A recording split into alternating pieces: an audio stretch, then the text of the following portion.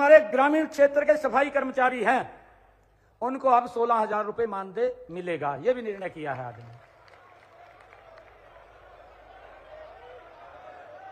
नगर पालिकाओं के लिए 17,000 का किया है कि 17,000 रुपए उनको मिलेंगे। आज इस धर्मनगरी कुरुक्षेत्र की पावन धरा पर आयोजित पंचायती राज विभाग के द्वारा इस सरपंच सम्मेलन में मुझे आकर के बहुत खुशी का अनुभव हो रहा है। मैं कुरुक्षेत्र की इस ऐतिहासिक धरा पर पूरे हरियाणा प्रदेश के कोने कोने से पहुंचे मेरे सरपंच गण भाइयों का मैं बहुत बहुत स्वागत और धन्यवाद करता हूं। आज मेरे सामने गांव की सरकार उपस्थित है।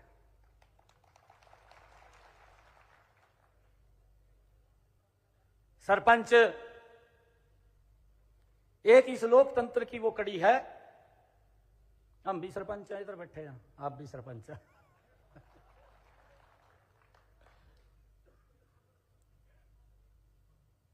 हम सब जनता के प्रति जवाबदेह हैं, जनता के प्रतिनिधि हैं।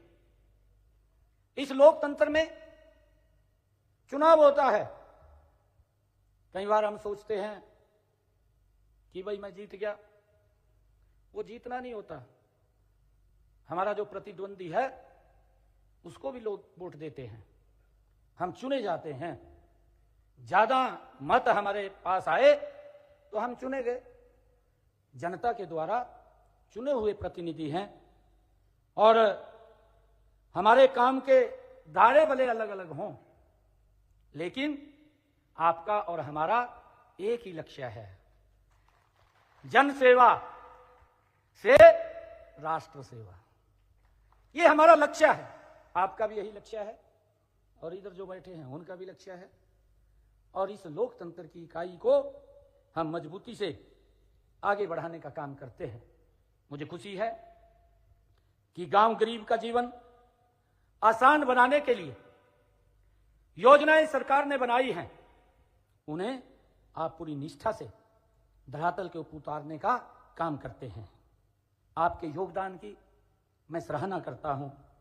माननीय प्रधानमंत्री नरेंद्र मोदी जी ने इस लोकतंत्र को उन्होंने कहा भी है कि मजबूती से, आदरणीय प्रधानमंत्री जी ने कहा कि आज भारत की पंचायतें गांव के विकास की प्राणवायु बनकर के उभर रही हैं और उसको लेकर के माननीय प्रधानमंत्री जी का जो एक विजन भी है, एक लक्ष्य भी है, उन्होंने इस भारत के उस लक्ष्य को 2047 तक भारत को विकसित राष्ट्र बनाने का लक्ष्य रखा है। इस लक्ष्य की प्राप्ति आपके गांव का विकसित होना भी उतना जरूरी है जितना गांव को विकसित बनाने के लिए अपने गांव के विकास का रोड मैप तैयार करना है। इसे पूरा करने के मैं आपको यह विश्वास दिलाता हूं कि आदरणीय प्रधानमंत्री जी का जो लक्ष्य है कि भारत ये विकसित राष्ट्र बने, और ये विकसित राष्ट्र का संकल्प ये मेरे गांव से निकलता है। और मैं आप लोगों को विश्वास दिलाता हूं कि इस संकल्प के लिए ना हमने पहले कमी छोड़ी है और ना पैसे में आगे कमी छोड़ेंगे। आप जितना विकास करना चाहें उतना आगे बढ़ करके आप विकास कर सकते हैं। हम पूरे सहयोग के साथ आपके साथ खड़े हैं। आप जानते हैं कि पंचायती राज संस्थाएं हमारे लोकतंत्र की बुनियाद है। हरियाणा में वैदिक काल से ही पंचायतों की गौरवशाली परंपरा रही है। पंचायत को पंच परमेश्वर माना जाता है। समाज में उल्लेखनीय योगदान के साथ साथ ग्रामीण विकास में भी आपकी महत्वपूर्ण भूमिका है। आज आपको यह संकल्प लेना है कि हम अपनी समृद्ध पंचायती परंपरा को आगे बढ़ाने का निरंतर कार्य करते रहेंगे। हमने यह अच्छी तरह से अनुभव कर लिया है कि विकास में आम आदमी की भागीदारी का सबसे उत्तम माध्यम वैदिक काल से हमारे यहां चली आ रही पंचायत प्रणाली है। इसी को आधार मानकर ग्राम स्वराज्य की परिकल्पना की गई है। इसीलिए पंचायती राज संस्थाओं पर बातचीत करते हुए हमने अपने समाज और शासन के उस इतिहास के केंद्र में रखकर इस बात का भी ध्यान रखना होगा कि गांव और पंचायत एक दूसरे के प्राय हैं। जहां गांव है वहां पंचायत भी अवश्य है, विद्यमान है, और पंचायत के बिना गांव का कोई अस्तित्व नहीं है। ये हमारी लोकतंत्र की ये प्रणाली है। हमने सबसे पहले जो हमारी सरकार ने आकर के इसके अंदर सुधार किए हैं, एक जबरदस्त सुधार किए हैं। देखिए, हम सब गांव के प्रथम नागरिक के रूप में हम इस लोकतंत्र की मजबूत कड़ी है, और हम सब मिलकर के ही आपस में सामंजस्य के साथ काम को आगे बढ़ाते हैं। हमने वर्ष 2014 में जब पहली बार प्रदेश के अंदर सत्ता संभाली, इसके कुछ महीने के बाद ही ये निर्णय लिया गया कि गांव में हमारी पढ़ी लिखी पंचायतें वो होनी चाहिए। उसका कारण था जब हम देखते थे कि जब कोई शिकायत करता था और शिकायत करके बोलता था, कोर्ट के अंदर जब उसके चक्कर काटता था हमारा सरपंच, और जब वहां जाता था तो जज के सामने खड़ा होकर के बोलता था, कहा भाई मुझे तो पता नहीं लगा, जज ने आके मेरे साइन करा लिए। ये इस प्रकार की बातें वो सुनने को मिलती थी।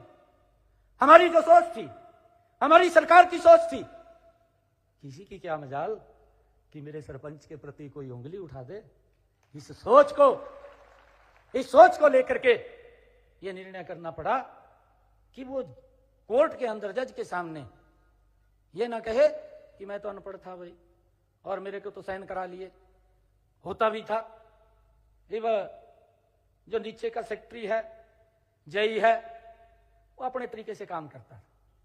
परंतु ये निर्णय इसीलिए लिया गया कि सरपंच को किसी प्रकार की दिक्कत ना आए, और अगर कहीं कोई साइन करने हैं तो कम से कम उसको पढ़ करके तो साइन करे कि कल इस प्रकार की दिक्कत उसके सामने ना आए।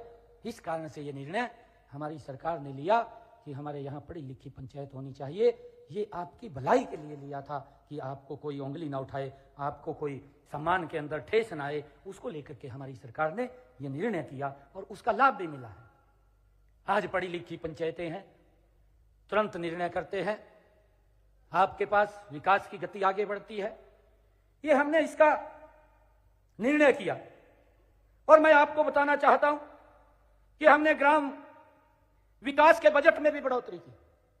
अगर मैं पिछले कार्यकाल की बात करूं, पहले की सरकारें तो गांव के साथ बड़ा अन्याय करती थी, गांव के लिए पैसे खर्च करने से बचती थी, गांव को नजरअंदाज किया जाता था, गांव के लोगों को बांट करके राजनीतिक दल अपनी दुकान चलाते थे।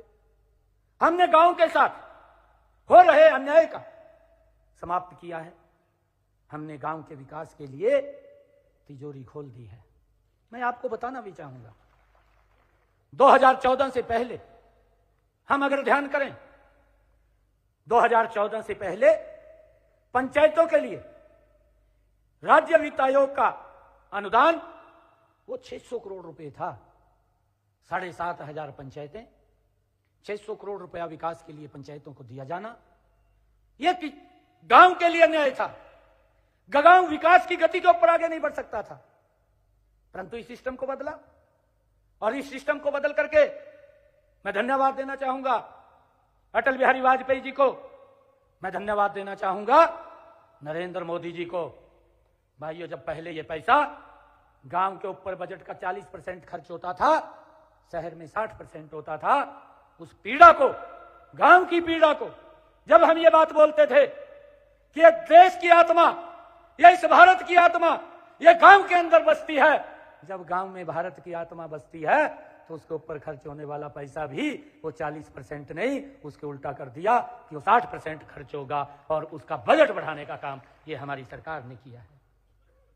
जब मैं ये देखता हूं कि माननीय प्रधानमंत्री जी ने, आदरणीय नरेंद्र मोदी जी ने, जो हमारा वित्त आयोग है उस वित्त आयोग को हरियाणा के अंदर जो दी जाने वाली अनुदान राशि है उसको बढ़ा करके, ये पहले तो जो मैंने आपको बताया है कि 600 करोड़ रुपए थी, परंतु जब 2014 के बाद ये राशि बढ़ा करके हमने 2,968 करोड़ रुपया ये गांव के विकास के लिए वित्त आयोग के अंदर इसका प्रावधान किया है।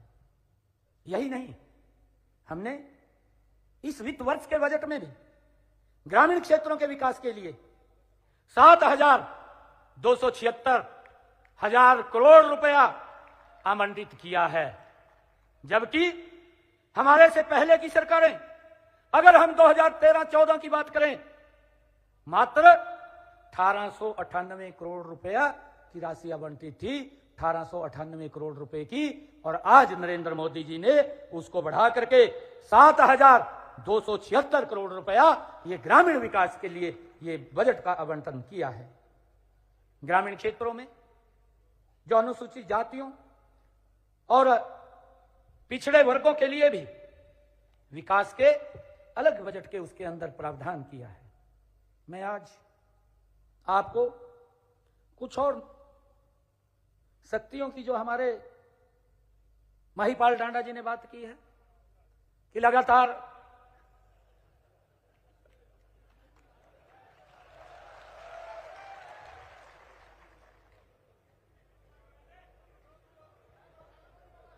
मैं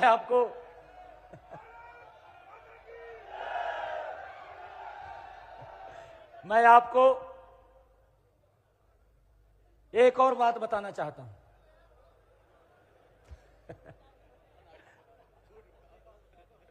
नहीं, सच्चाई बता रहा हूं। जब से ये जिम्मेवारी मेरे पास आई, मैं सरपंचों को मिल रहा था। कोई भी सरपंच ने अगर ये कह दिया भी यहां मिलना है, मैं कहा जा भाई। मैंने किसी को जवाब नहीं दिया। अगर कोई भी सरपंच, इतने बैठे हैं यहां, पूरे प्रदेश का सरपंच ये नहीं कह सकता भी मुख्यमंत्री को हमने टाइम के लिए कहा दिया, मैंने तो जल्दी बुला लिया, मैं कहा जो भाई। और ये अब की बात नहीं है, आगे भी अगर आपको मेरी कभी जरूरत पड़ेगी, 24 घंटे दरवाजे खुले हैं, आप कभी भी आ सकते हैं।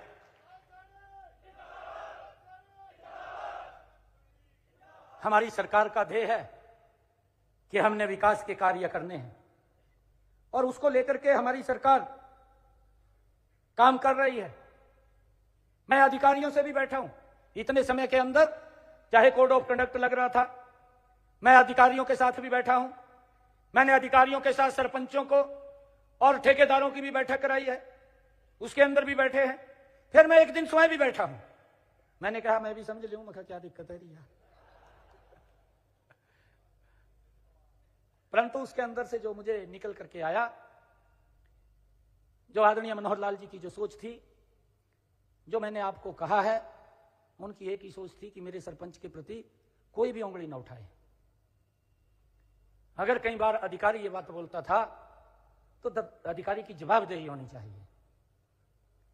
परंतु आज आप सबकी उस बात को, क्योंकि अलग अलग समय के ऊपर आप लोग भी बैठते रहे हैं, उसको 5 किया, आपकी तरफ से आया कि 10 करो।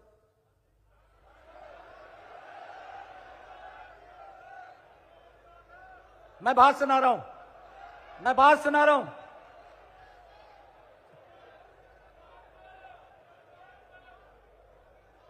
फिर हमारे सरपंच साहब बैठे हैं मंच के ऊपर, वो भी साथ थे। फिर बात आई कि 15 करो। मैंने कहा भाई ना तो 5 करेंगे और ना 10 करेंगे, और जब करना ही है तो हमने सरपंचों के साथ वायदा भी किया था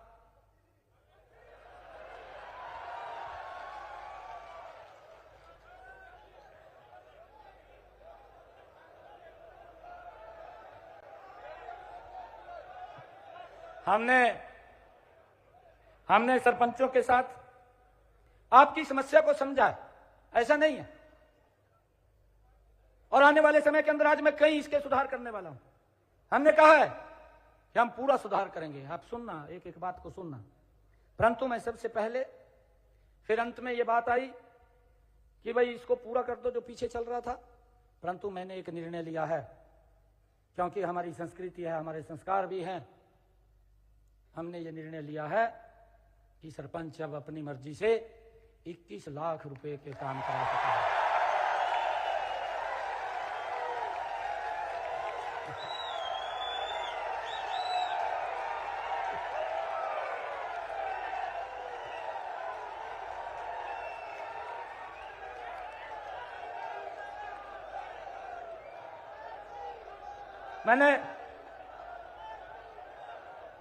मैंने कहा है,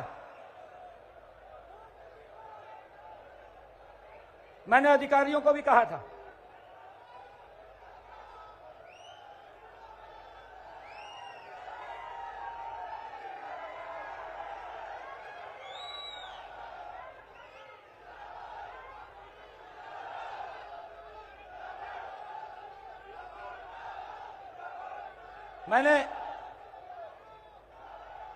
मैंने कुछ और सुधार भी किए हैं।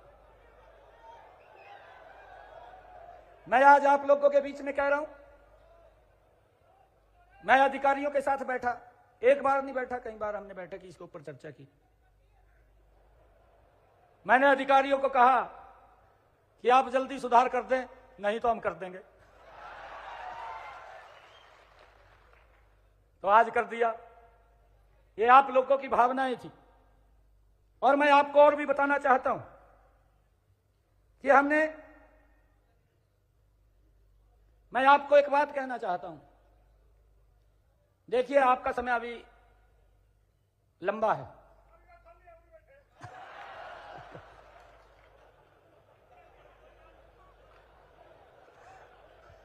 परंतु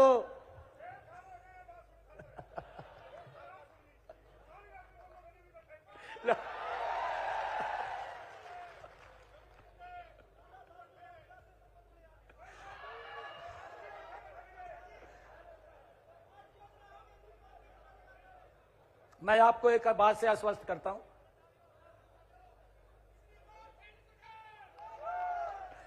मैं आपको एक बात से आश्वस्त करता हूं, क्योंकि कोड ऑफ कंडक्ट लगने में 2 महीने बकाया है। आप मजबूती से अपना एस्टीमेट बनाएं, पैसे की कोई कमी नहीं है। मैं फिर कह रहा हूं आपको, आप लोगों को विकास के लिए हम खूब पैसा आपके पास देने का काम करेंगे। मैं एक और आज घोषणा करता हूं, आज एक और घोषणा करता हूं कि हम सबके सामने एक और बड़ी समस्या आती थी। कोई आप विकास के काम कर रहे हैं, आपने वहां पर मिट्टी का भर्त करना है,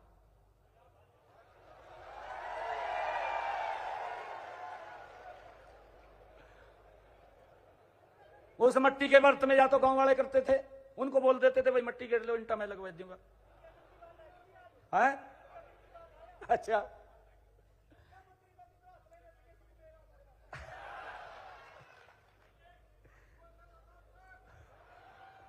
हमने आज ये निर्णय किया है कि आप अगर मिट्टी की उस भर्त के लागत का एस्टीमेट अलग से बनाएंगे, वो भी सरकार देगी।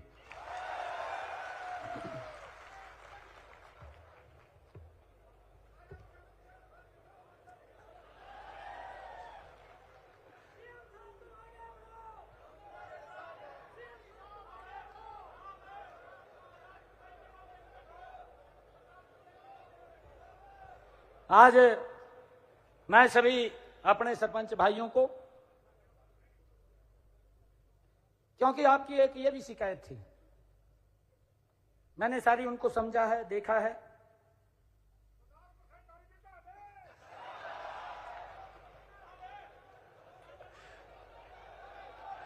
मेरी बात सुनो। ओ भाई, मेरी बात सुनो पहला आप, अभी तो काम चलाओ, फिर आगे देखेंगे तो जाता।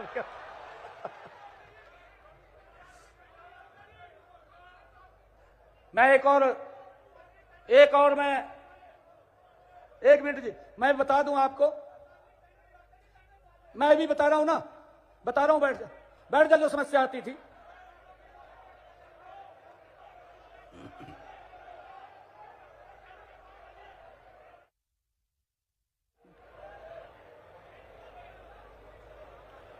हमने आपकी समस्या को समझा है और समझ करके उसका निर्णय किया है। मैं अभी आपको बता रहा था कि हमारे सरपंच भाइयों के सामने एक ये बड़ी शिकायत रहती थी कि जेई कई कई महीने तक एस्टिमेट नहीं बना था, इससे काम में भी देरी होती थी। हम अब HEW पोर्टल पर ऐसी व्यवस्था कर रहे हैं कि अगर हमारे सरपंच ने जिस दिन रेजुलेशन पंचायत का पास किया उसके 10 दिन के अंदर वो ऑटोमेटिक जेई की जिम्मेवारी बन जाएगी कि उसका एस्टिमेट बनाना और उसका अपलोड करना। अगर 10 दिन से 11वां दिन हो गया, मैंने बता दिया, मैं कहा अगर किसी भी सरपंच ने आकर मेरे को ये कह दिया अभी 11वां दिन हो गया, मत तेरे वाला फिर काम खराब हुआ, मैं कहा फिर मैं कुछ नहीं कर पाऊंगा।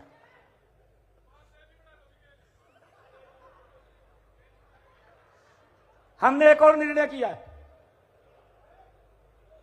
जो चर्चा हमारे मंत्री जी ने की थी। हमने ये निर्णय किया है कि हमारे सरपंच को काम के लिए बाहर जाना पड़ता है, पंचायत के काम होते हैं, कुछ और भी कार्य होते हैं,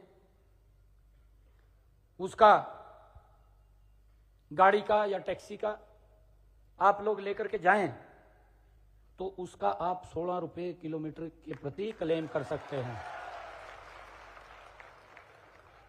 और ये टीए क्लेम आप वीडियो को ही दे सकते हैं, आपको कहीं और जाने की जरूरत नहीं, वहीं से क्लेम होगा और उसको स्वीकृति मिल जाएगी। ये निर्णय भी हमने किया है।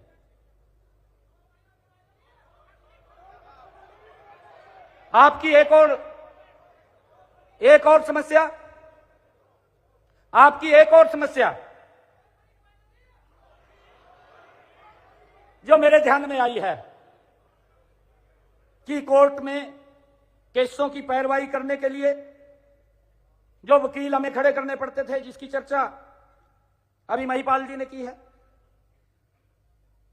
मैं आज इस बात की भी घोषणा करता हूं कि जो जिला कोर्ट है, जिला स्तर या उपमंडल स्तर की कोर्ट है, केस जो पहले वकील के लिए 1100 रुपया फीस थी, अब उसको बढ़ा करके हमने 5500 रुपया कर दिया है। इसके अलावा हमने हाई कोर्ट और सुप्रीम कोर्ट, अगर आप वहां पैरवाई के लिए जाते हैं तो पहले ये 5500 रुपये थी, अब इसको 33,000 रुपया कर दिया है। हमने ये भी निर्णय लिया है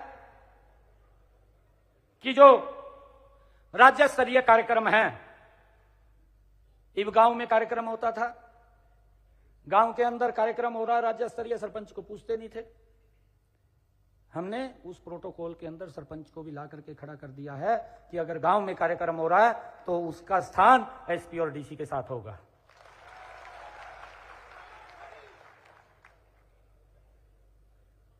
हमने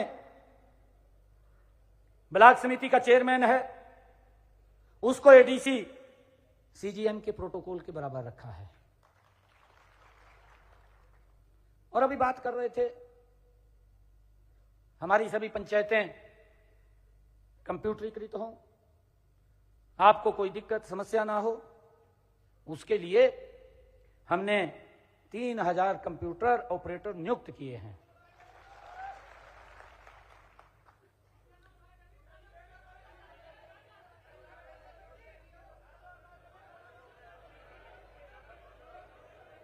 आपकी कोई बात है अलग से मेरे से मिलना। कुछ गांव के अंदर वो ज्वाइन कर गए और कुछ गांव में वो ज्वाइन कर जाएंगे, ये हमने व्यवस्था की है। और हमारी सरकार ने ग्राम पंचायतों को अपने स्वयं के फंड से जीएम के माध्यम से, जैम के माध्यम से एक डेस्कटॉप, प्रिंटर, यूपीएस खरीदने की भी अनुमति प्रदान कर दी है। इस निर्णय से हमारी पंचायतें आईटी में सक्षम, आधुनिक हो जाएंगी और पंचायतें केंद्र और राज्य स्तर के पोर्टल को संचालित कर सकेंगी। ये हमने निर्णय किया है।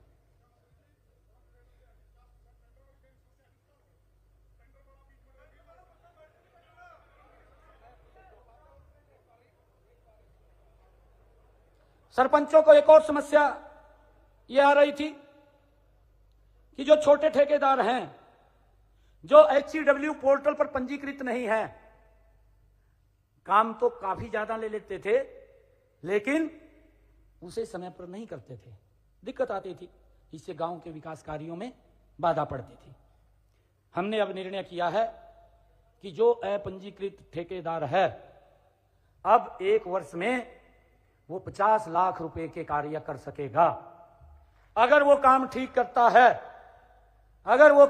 करता है, और उसकी रिपोर्ट ठीक आएगी, वो पैरामीटर पे पूरा उतरेगा, तो उसके आगे 1 करोड़ रुपए के कार्य भी देने का निर्णय हमने किया है।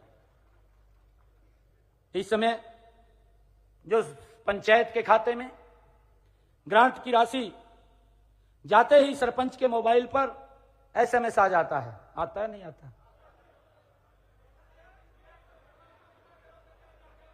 अब हमने ये भी निर्णय किया है कि जो भी बड़े ये टेंडर होंगे उसका SMS भी आपके पास पहुंचेगा, आप उसमें सम्मिलित होंगे। ये भी निर्णय हमने किया है। आप सब पंचायतों में लगाए जा रहे टेंडर HCW पोर्टल पर देख सकते हैं। इसके लिए सरपंच का लॉगिन HCW पोर्टल पर भी बनवाया गया है। आपका लॉगिन भी वहां पर हमने क्रिएट करवा दिया है, सभी सरपंचों का हो गया है वो। आप उसकी जानकारी HCW पोर्टल से आप ले सकते हैं, क्या क्या काम है, उसका OTP आएगा, OTP से आप लॉगिन कर जाएंगे अपने उसके अंदर। हमने ये भी निर्णय किया है कि पंचायतों की आर्थिक स्थिति मजबूत करने के लिए स्टाम्प ड्यूटी में शेयर और बिजली खपत पर लगने वाला 2% बिजली दर सीधे पंचायत के खाते में जाएगी। इसकी व्यवस्था की है। पहले इसकी प्रक्रिया जटिल थी, पैसा समय पर नहीं पहुंचता था। अब हमने ऐसा सिस्टम बनाएंगे कि हर 2 माह में पंचायत के खाते में पैसा आ जाएगा और उसकी जानकारी SMS से आप तक पहुंच जाएगी। वित्त वर्ष 2024-25 में अब तक स्टाम्प ड्यूटी का शेयर 143 करोड़ रुपया एकत्र हुआ है। इससे संबंधित पंचायतों के खातों में जल्दी ही पहुंचा दिया जाएगा। 2% जो बिजली का था 157 करोड़ रुपया, वो हमने पिछले दिनों में आपके पास भेजा है।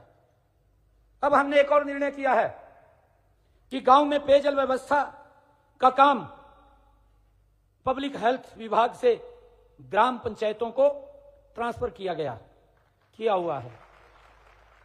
कुछ पब्लिक हेल्थ के जो ट्यूबवेल थे वो पंचायत को ट्रांसफर किए हुए थे, आप सबको जानकारी है उसकी। अनेक ग्राम पंचायतों की आय सीमित है और वे इस काम को कोई अगर दिक्कत, कोई खराबी आ जाती थी, गांव पंचायत करवाने में उसमें दिक्कत महसूस करती थी। अब से ग्राम पंचायत जो मेंटेनेंस का रेजुलेशन पास करके देगी, पब्लिक हेल्थ उसकी पेमेंट तुरंत ग्राम पंचायत को करेगा। यह व्यवस्था हमने की है। अभी ग्राम पंचायत द्वारा एक और निर्णय किया है कि ग्राम पंचायत के द्वारा स्वतंत्रता दिवस, गणतंत्र दिवस पर किए जाने वाले आयोजन या कोई विशिष्ट अतिथि, कोई मंत्री गांव में आता, उसके कार्यक्रम के लिए पंचायत फंड से जो खर्च करने का प्रावधान था वो 3000 रुपये था। अब हमने इसको बढ़ा करके 3000 रुपये से 30,000 रुपया उसको कर दिया है।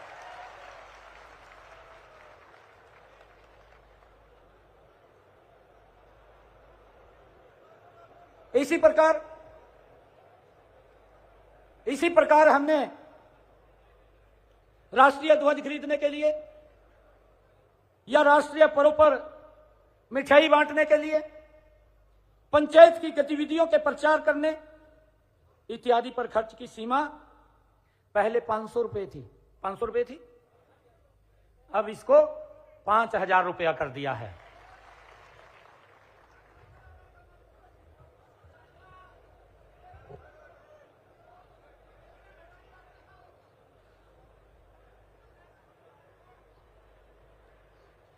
इससे पहले हमने आपको बड़ी प्रशासनिक और वित्तीय शक्तियां प्रदान की हैं।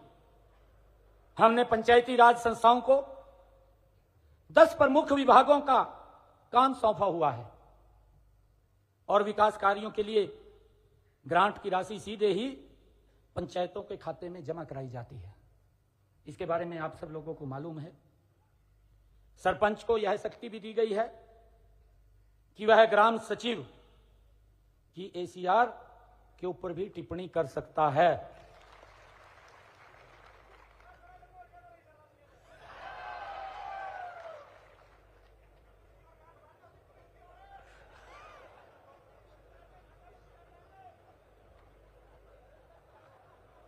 हमने पंचायती राज संस्थाओं में, यह हरियाणा पहला राज्य है कि हमने पंचायती राज संस्थाओं में महिलाओं की 50% की भागीदारी की है। मैंने कहा है ना कि सरपंच पति,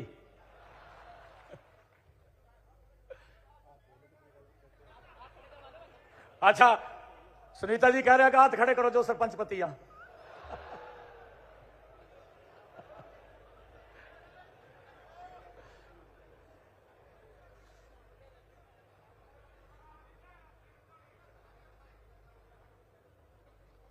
हमने राज्य वित्त आयोग व केंद्रीय वित्त आयोग का पैसा सीधे पंचायती राज संस्थाओं के खाते में देने का प्रावधान किया है। हमने यह प्रावधान भी किया है कि ग्राम सभा की साल में कम से कम 4 बैठकें आवश्यक हों, इतनी होनी चाहिए। हर बैठक में पूर्व निर्धारित एजेंडा वो होगा, इससे ग्रामीणों के विकास में गांव वासियों की भागीदारी सशक्त होगी, मजबूत होगी। इसका भी निर्णय हमने किया है। पंचायती राज संस्थाओं की वित्तीय स्थिति मजबूत करने के लिए ग्रामीण क्षेत्र में संपत्ति के मूल्य के 2% के बराबर स्टाम्प शुल्क का अधिभार लगाया गया है। इससे एकत्र राजस्व 1% जिला परिषद व पंचायत समिति तथा शेष प्रतिशत ग्राम पंचायतों को दिया जाएगा। हमने विकास कार्यों में गुणवत्ता सुनिश्चित करने, पारदर्शिता लाने, भ्रष्टाचार को खत्म करने के लिए सोशल ऑडिट की अवधारणा को अपनाया है, ताकि कोई व्यक्ति ये ना कह सके भाई यहां पर गलत काम हुआ है या ये हो गया वो हो गया। उसके लिए भी हमने इसके अंदर प्रावधान किया है। मैं आज आप सबको आज इस मौके के ऊपर सभी को बहुत बहुत बधाई भी देता हूं और अंत में मैं इस राज्य स्तरीय सम्मेलन में आए हुए सभी सरपंचों का, सभी पंचों का पुनः स्वागत करता हूं।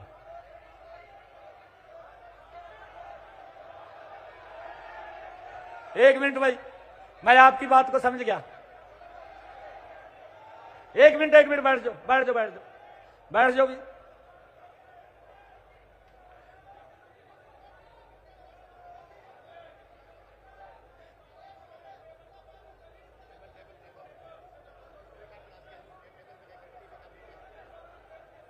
टेबल में क्या है?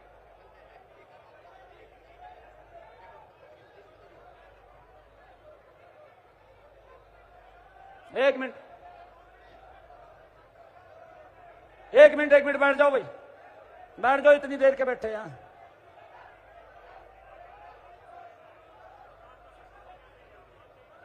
हैं?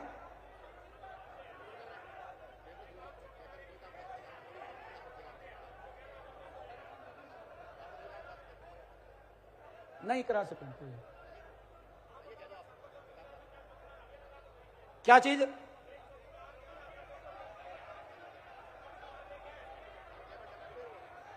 आज आपने जो चौकीदारों की बात की है, जो सफाई कर्मचारियों की बात की है, आज सुबह ही हमने निर्णय किया है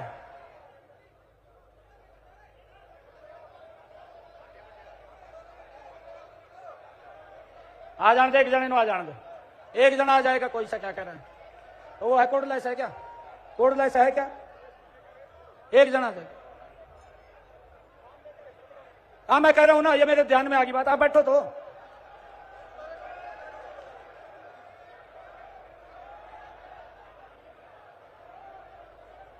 एक मिनट बैठ जाओ, एक मिनट बैठ जाओ।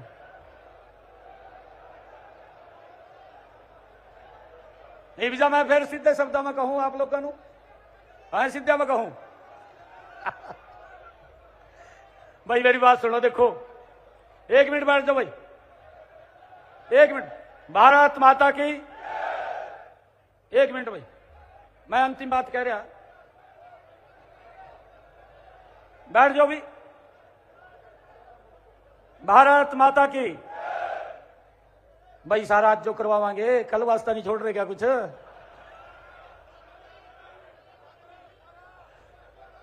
आज तो हमने आपको बुलाया है, कल आप भी बुलावांगे नहीं बुलावांगे? वो बाद में करेंगे। उसके अंदर मैंने कहा है, आज तो मैंने अपनी तरफ से आप लोगों को काम करने के बारे में बताया, आप बताएंगे, आपका एजेंडा भी होगा भाई, भैया भी कर दो। फिर जब आप बुलावांगे तो करांगे नहीं क्या? करांगे नहीं करांगे? फिर आप ऐसे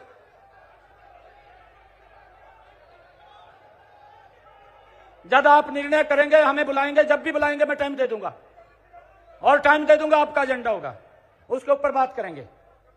और मैंने आज ये निर्णय किया है, सुबह एक और निर्णय किया है आज, कि जो हमारे ग्रामीण क्षेत्र के सफाई कर्मचारी हैं उनको अब 16,000 रुपए मानदेय मिलेगा, ये भी निर्णय किया है आज।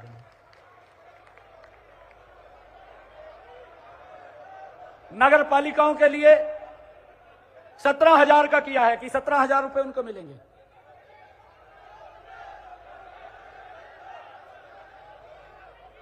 भारत माता की, भारत माता की। भाई एक बार ध्यान से सुन लो बात, मेरी बात तो सुनो ना, एक मिनट बैठ जाओ। मैंने सारी बात आप लोगों के बीच में कर दिया, ये गेंद आपके पाले में है, अब आपने बुलाना है मेरे को, आप बुलाएंगे तो आपका एजेंडा होगा और उस एजेंडे के ऊपर काम करेंगे हम उस एजेंडे के ऊपर। आपको बिल्कुल भी चिंता करने की जरूरत नहीं है। अरे इतने बड़े जो कार्य किए हैं, आप मजबूती से अपने गांव के अंदर विकास के काम कराइए, पैसे की कोई दिक्कत समस्या नहीं है।